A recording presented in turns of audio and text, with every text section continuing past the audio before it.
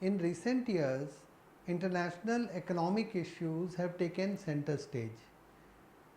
Nations have become more interdependent than ever, though the growth in international trade and investment has been there for a long time, but in recent years the interdependence has increased a lot. With the exponential growth of international trade and the intertwining of the countries across the globe, there have been episodes of trade conflict, and these have become more and more evident and also interesting from the point of view of analysis. One such conflict is to worry and understand about gains from trade. One popular perception is that if one country gains through trade, then the other country would be losing. But contrary to the popular belief, there can be a wide range of circumstances in which all countries can mutually gain from trade, and there could be circumstances in which international trade is a positive sum game, not a zero sum game. But even if international trade ensures some positive gains for both the countries involved in trade, it may not ensure Pareto superior situation for all concerned. In other words, the gains from trade can be unevenly distributed. So, judging international trade can be, the gains from international trade can be very subjective depending on which perspective we are talking about. Are we talking about the gains for individual nations, or are we talking about gains in general for the community of nations? Academic discussion therefore has to be undertaken in depth before we jump to any conclusion on this issue. There are four basic international basic questions in international trade. One is the importance of international trade. Secondly, why do nations import and export certain products? What is the basis of trade? Then we have, what are the terms of trade? At what terms of trade products exchange in the international arena, in the community of nations? And then finally we have the question of what are the gains from trade in terms of both production as well as consumption. We are now in a position to discuss the last issue, which is gains from trade. So in this module we will be examining the question of gains from trade. From the very inception, trade theory, the idea was based on the possible existence of gains from trade.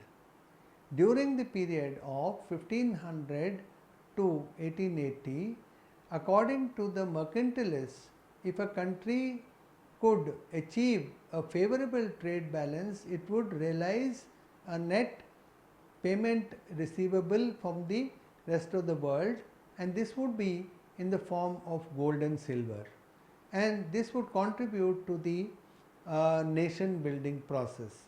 But the mercantilists were of the view that international trade is based on the idea of fixed wealth of nations, that is, that one nation's gain from trade came at the expense of its trading partner. Not all nations could simultaneously enjoy the benefits of trade. This view was first challenged by the classical economist Adam Smith, and later other proponents also challenged this view. There were some modern trade theorists who suggested that both the trading partners could simultaneously enjoy a higher level of production and consumption along with trade. Ricardo's theorem or theory of comparative advantage suggested that specialization in trade could lead to gains from trade for both the nations involved in trade. Like Adam Smith, Ricardo also emphasized the supply side of the market. Unlike Adam Smith, however, Ricardo emphasized the comparative cost differences, and Ricardo asserted that both nations could gain from trade. After studying this module, you shall be able to identify sources behind gains from trade, understand the gains from trade under different opportunity cost of production conditions, deconstruct gains from trade into consumption gains and production gains, differentiate static gains from trade and dynamic gains from trade, and evaluate whether trade actually can make everybody better off. The following are the sources of gains from trade. 1. Differences in cost ratios. 2. Reciprocal demand. 3. Terms of trade. 4. Productive efficiency. 5. Nature of commodities exported. And 6. Size of the country. Let us now learn these factors in detail. Moving on to the first factor, differences in cost ratios. The gains from international trade depend on differences in comparative cost ratios in the two trading nations. A country gains by foreign trade if and when the traders find that there exists abroad a ratio of prices very different from home. Any acceptable international terms of trade has to be more favorable than or equal to the rate defined by the domestic price line. The region of mutually beneficial trade is thus bounded by the cost ratios of the two nations. The greater the differences in comparative cost ratios, the larger are the gains from trade. The second source of gains from trade is reciprocal demand. The actual terms of trade are determined by the relative strength of each country's demand for the other country's product. A country gains the most from trade whose demand for foreign goods is highly elastic, while the other country's demand for its goods is highly inelastic.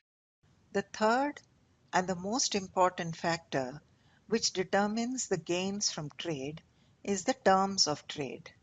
The commodity terms of trade is a frequently used measure of the international exchange ratio. It measures the relationship between the prices that a nation gets for its export and the prices it pays for its imports.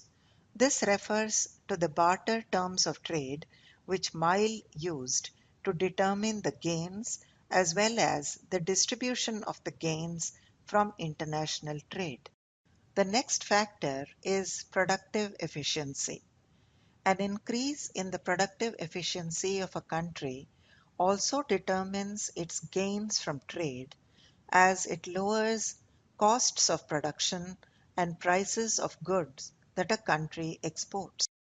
The next source of gains from trade is the nature of commodities exported. A country which exports mainly primary products has unfavorable terms of trade. Consequently, its gains will be smaller.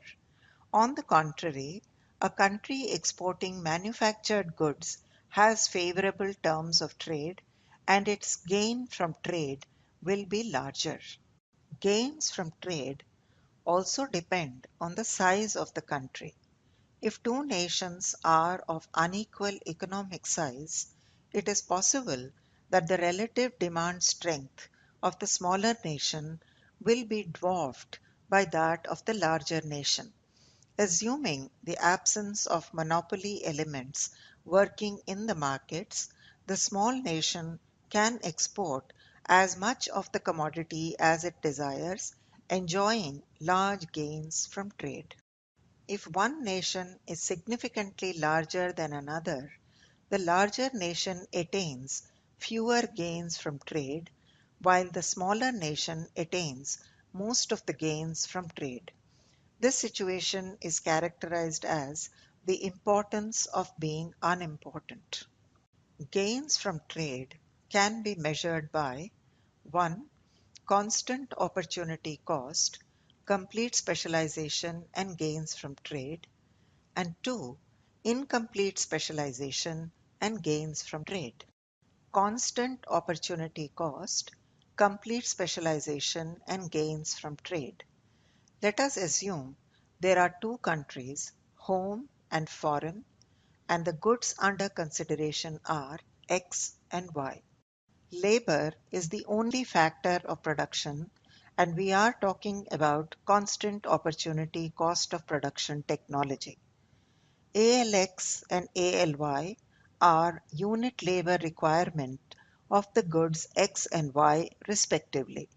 We assume that at home the opportunity cost of producing X is lower than in foreign. If Px and Py are the international prices of these two goods respectively, then we have seen that in international equilibrium, if neither country produces both goods, we must have Px by Py greater than ALX by ALY. In case of direct production, home could produce Y directly or produce X directly and trade it for Y and get it indirectly. If it produces Y directly by using 1 unit of labor, then it can produce 1 by ALY units of Y.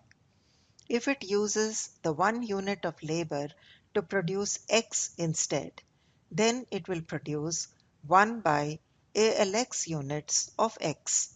This X could then be traded for Y, with each unit trading for Px by Py units of Y. So, through this trade route, home's 1 unit of labor yields 1 by ALX into Px by Py units of Y. Now, the condition for both countries will completely specialize as follows. Px by Py greater than ALX by ALY, or in other words, 1 by ALX into Px by Py is greater than 1 by ALY, which simply means that home can produce Y more efficiently by making X and trading it than by producing Y directly for itself. The opposite is true for the foreign country. This is one way of seeing that both the countries gain. Another way to see the mutual gains from trade is to examine how trade affects each country's possibilities for consumption. In figure 1, solid lines PF and P star F star are the production possibility frontier of home and foreign respectively. These PPFs are negatively sloped straight lines as we assume fixed factor endowment and constant opportunity cost. In the absence of trade, consumption possibilities are the same as production possibilities. The actual production point and consumption point coincide and can be anywhere along the PPFs. However, with trade, both countries' consumers' possibility has widened and can consume a different mix of X and Y from the mix that it produces. The consumption possibilities of home are indicated by the line TF, and that of foreign is indicated by T star F star. In each case, trade has enlarged the range of choices and therefore definitely make the residents of each country better off. Under constant costs, Both nations specialize completely in the production of the commodity of their comparative advantage. By contrast, under increasing opportunity costs, there is incomplete specialization in production in both the nations. The reason is that as each nation specializes in producing the commodity of its comparative advantage, its opportunity cost of production increases with increased level of production, and hence relative commodity prices move towards each other until they are identical in both nations. In a more realistic and standard trade model, factors of production are substitutable and opportunity cost increases with output. In the figure, the PPF of a country is shown by the concave line PP, where producers optimize by equating the marginal rate of transformation, which is the slope of the PPF, to whatever prices prevail. Similarly, consumers optimize by equating their marginal rate of substitution, which is the slope of the community indifference curve, to the price ratio, which is P star equals to Px star divided by Py star. With the world price ratio P star, the international trade opens up the opportunity to shift the consumption point to C, the production point shifted to Q, with the level of welfare CICF, which is higher than the autarky level of welfare. Here, the country is exporting X and importing Y. MCQ is the trade triangle. The improvement of the community indifference curve is the welfare gains from trade. The gains from trade can be conveniently broken down into gains from two distinctive sources: gains from exchange and gains from specialization, as shown in the figure.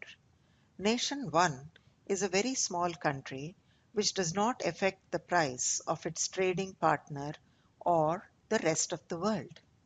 Traditional models of international trade, such as those based on Ricardo and Heckscher-Orlin, focus on the gains in economic efficiency that result from specialization and reallocation of existing resources. These gains are often referred to as the static gains from trade. However, these gains can often be dwarfed by the effect of trade on the country's growth rate and thus on the additional resources made available and utilized by the trading country.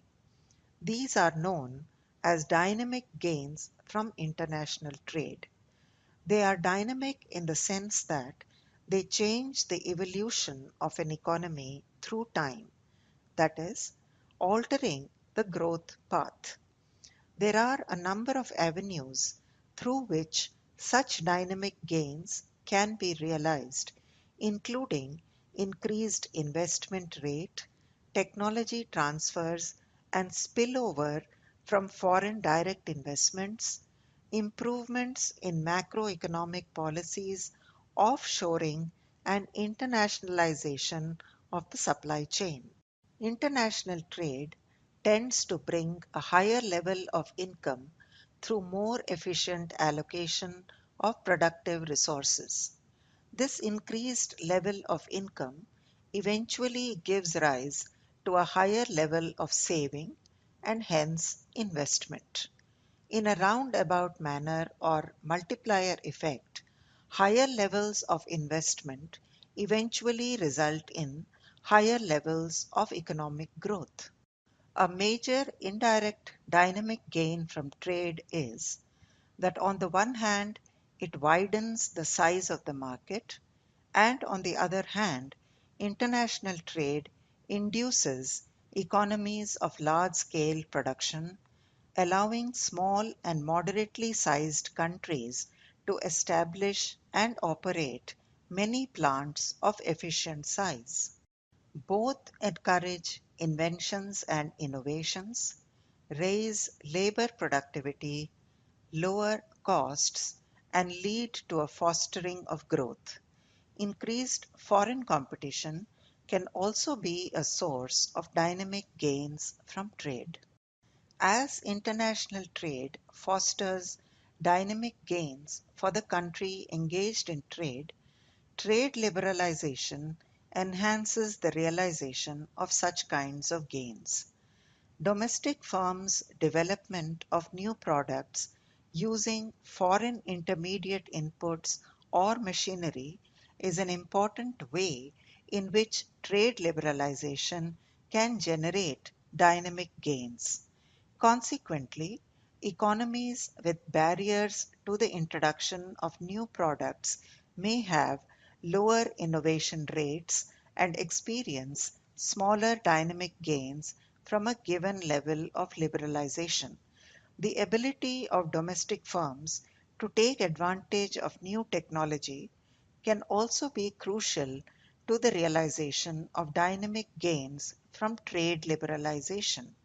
In the Ricardian model, everyone gains, but in the factor proportions model, there are typically losers as well as winners from trade. As trade opens up, it raises the price of the good export where the country has comparative advantage, hence the return of the factor which has been used intensively to produce the exportable, and lowers the price of the good where it has comparative disadvantage, hence the return of the factor intensively used to the importable item is lowered too. Since we no longer can assert that trade benefits everyone, we need to take a reality check of the gains from trade. Let us assume there are two groups of people, M and N. M group prefers more of Y goods and N group prefers more of X goods. Also assume that post-trade relative price line is steeper than the autarky level so that the country would be exporting X and importing Y. In the absence of trade, group M and N would be consuming at points M and N respectively, facing the autarky price line AA with the welfare level UM and UN. After trade, the country is facing the steeper price line TT. Now, clearly, Group M's welfare has gone up to UM dash, but Group N's welfare has gone down to UN dash. So, trade made Group M better off and Group N worse off.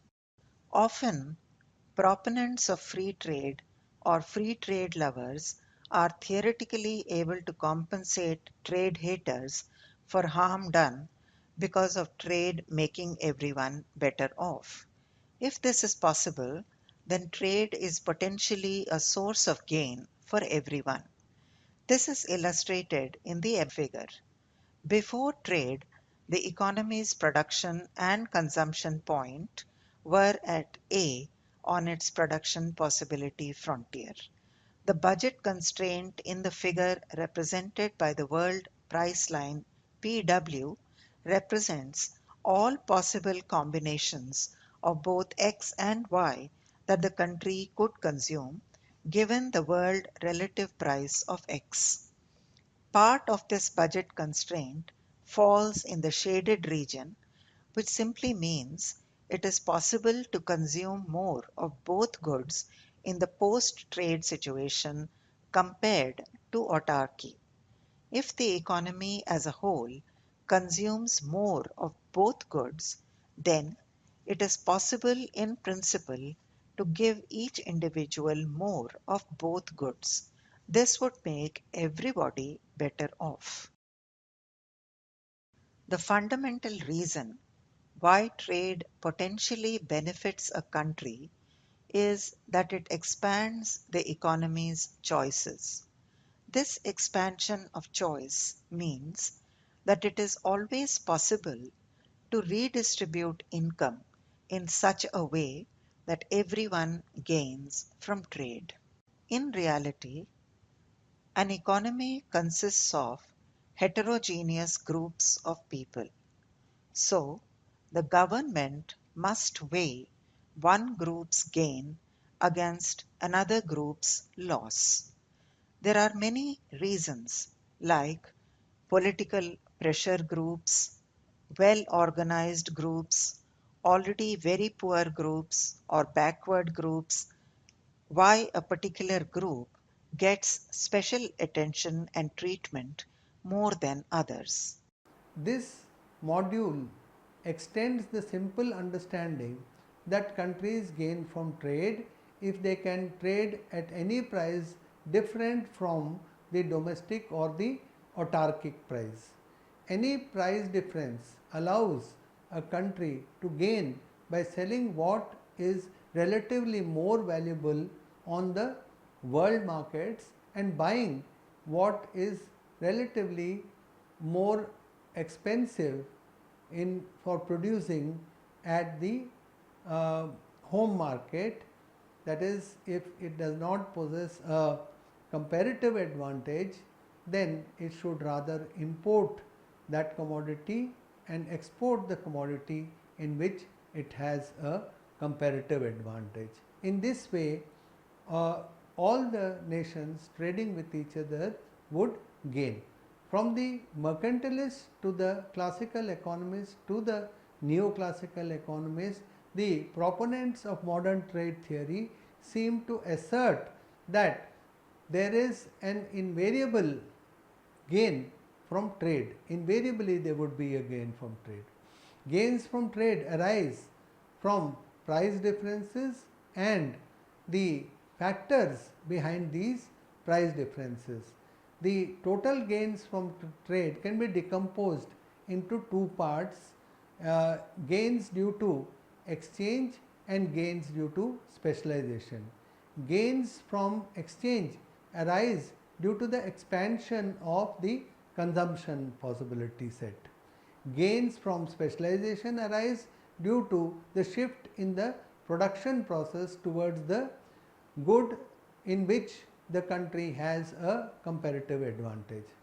Traditional trade models generally depict limit or limited to show or are limited to show the static nature of the gains from trade. However, gains from trade can be more dynamic in nature and they could also have a spillover effect. Even if it can be shown that trade is potentially mutually beneficial for both trading partners, but in reality the gains from trade could be unevenly distributed amongst them, and this may hurt certain groups of people apart from being unequal as between nations. However, with proper compensatory policies, this inequality or unevenness could be corrected.